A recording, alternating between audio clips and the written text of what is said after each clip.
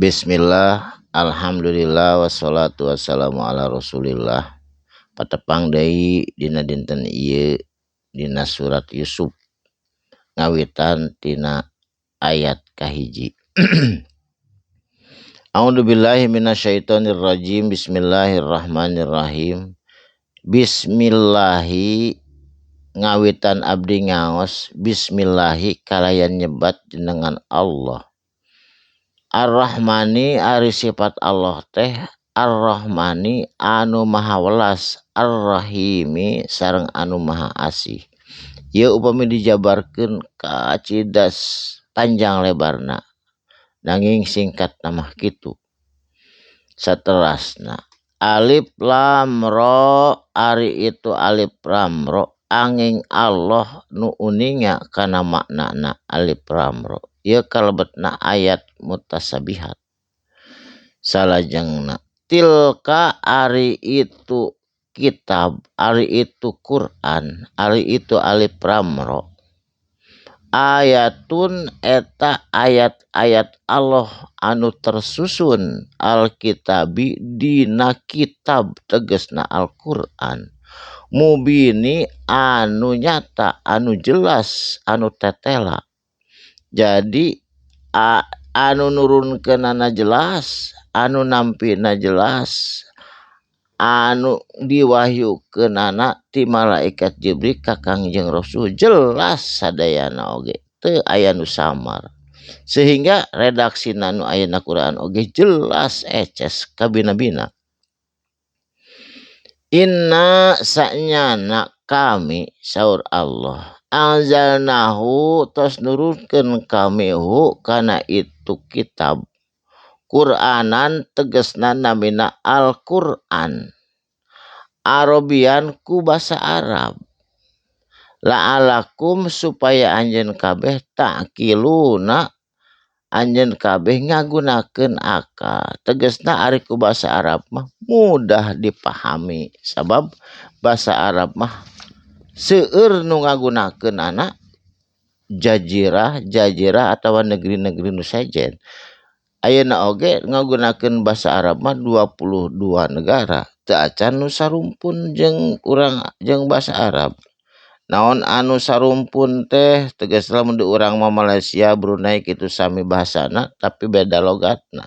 Nyaeta nu sarumpun jeung bahasa Arab mah bahasa Persia sami sarumpun.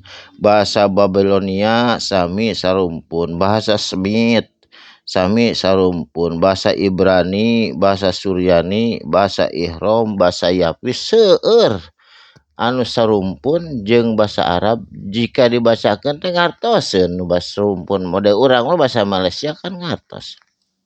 Gitu supaya cepat ta'qilun pemahamanana. Nahnu kami saur Allah nakusu ngisahkeun kami alaika ka anjeun Muhammad ahsana saalus-alusna sebaik-baikna kososi kisah.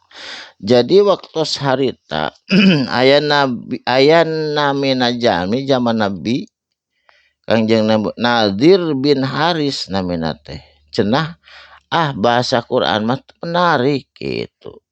Alus keneh kisah-kisah di Persia atawa Mahabharata ti India atawa tragedi ti Yunani jeung nu sajena ti Eropa cenah alus keneh eta sehingga lungsur ieu surat Yusuf tercengang sadayana para pujangga anu aya di jazirah Arab ku indahna bahasa ieu jeung tetelana kisahna.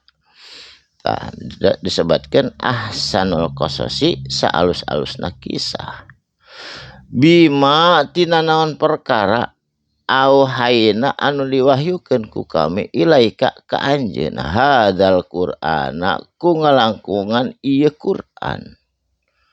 Wa in kunta sok sanajan samemehna anjeun kabeh mingkoblihi ti samemehna turun Al-Qur'an laminal ghafilin kalebet jama-jama anu ghafilin anu lalai teu tiasa baca tulis buta huruf hartosna urang Arab waktos harita lalai teu hayang diajar sabab teu terang kisahna Nabi Yusuf oge margina Nabi Yusuf mah dilahirkeunna ge tahun 1720 sebelum Masehi. Jadi tepi ka Rasul teh can ngalangkungan Nabi Isa eta mah sebelum Masehi. Ti Nabi Isa oge 670 tahun duwe ka Rasul.